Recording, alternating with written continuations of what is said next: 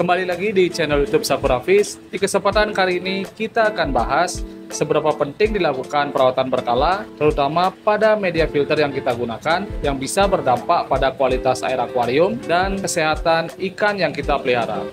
Sebagai bahan percobaan, akuarium yang saya gunakan memiliki panjang 100 cm dengan lebar 60 cm dan tinggi 50 cm, sahabat. Pada akuarium ini menggunakan sistem filtrasi dengan filter talang panjangnya 100 cm.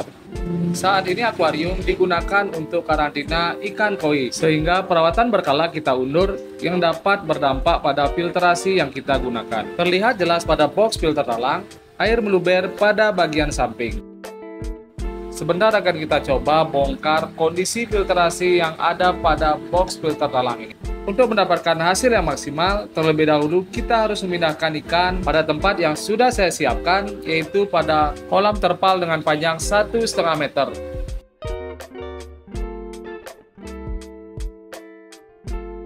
Pemindahan ikan sudah selesai, saatnya kita lakukan pembongkaran filter pada akuarium 1 meter.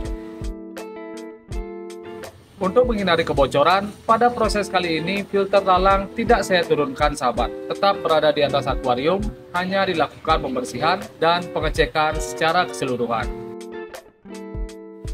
Kita mulai dari chamber pertama yang saya gunakan, yaitu media filter mekanis.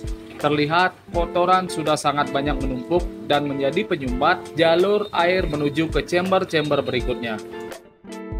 Telatnya penggantian media filter mekanis yang menjadi penyebab utama melubernya air pada bagian samping filter talang ini. Banyaknya kotoran menumpuk juga pada chamber-chamber berikutnya, sahabat, yang menjadi amoniak berbahaya untuk kesehatan ikan yang kita pelihara. Untuk proses pembersihan media filter, terlebih dahulu kita pasang selang pembuangan yang berada pada chamber terakhir, dengan tujuan untuk menghindari kotoran-kotoran yang ada pada filter talang jatuh ke dalam akuarium. Saat pembersihan, mesin water pump masih dalam kondisi menyala, sahabat. Di sini untuk media filter mekanis seperti kapas akan saya ganti, namun untuk biofoam berwarna hitam dan jaring nelayan akan kita cuci. Setelah media filter terangkat, kita bisa lihat secara jelas kotoran yang ada pada chamber pertama dan chamber kedua, sahabat.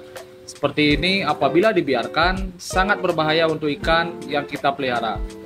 Proses seperti ini akan saya biarkan kurang lebih sampai 10 menit, sahabat, sambil menguras, sambil membersihkan media filter, dan nanti akan kita hentikan saat posisi air yang ada pada filter talang sudah mulai bening.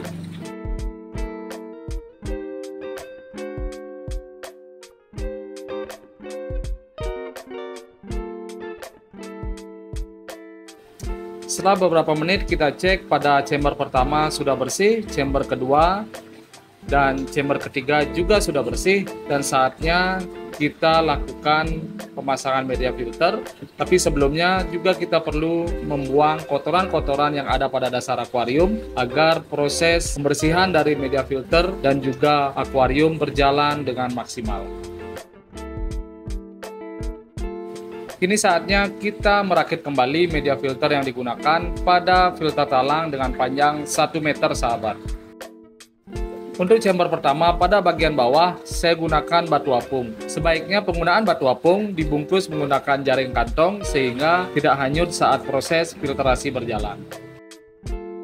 Pemasangan batu apung sudah cukup, di atasnya kita kasih jaring nelayan bekas dengan ukuran kecil, cukup hanya 1 buah, sahabat. Berikutnya saya gunakan kapas putih dan di atasnya sebagai penutup saya gunakan biofoam berwarna hitam. Lanjut pada chamber kedua, di sini saya gunakan karang jahe atau karang laut yang tersisa hanya sedikit, sahabat. Jadi perlu kita tambahkan kurang lebih 1 kg agar chamber kedua ini benar-benar penuh. Namun perlu diperhatikan agar tidak menutup jalur air yang menuju ke chamber berikutnya.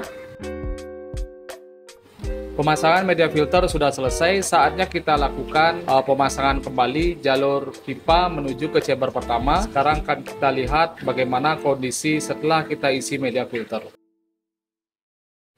Untuk chamber ketiga, di sini saya gunakan BioRing dan BioBall. Untuk media filternya tidak perlu ditambahkan karena kondisinya sangat penuh. Jadi cukup hanya dibersihkan menggunakan air mengalir saja, sahabat. Dan semua sudah aman, saatnya kita pasang kembali pada posisi semula. Setelah kita tunggu beberapa menit, terlihat pada box filter talang 1 meter tidak ada lagi luber, sahabat. Itu berarti proses pembersihan dan penambahan media filter sudah berjalan dengan baik.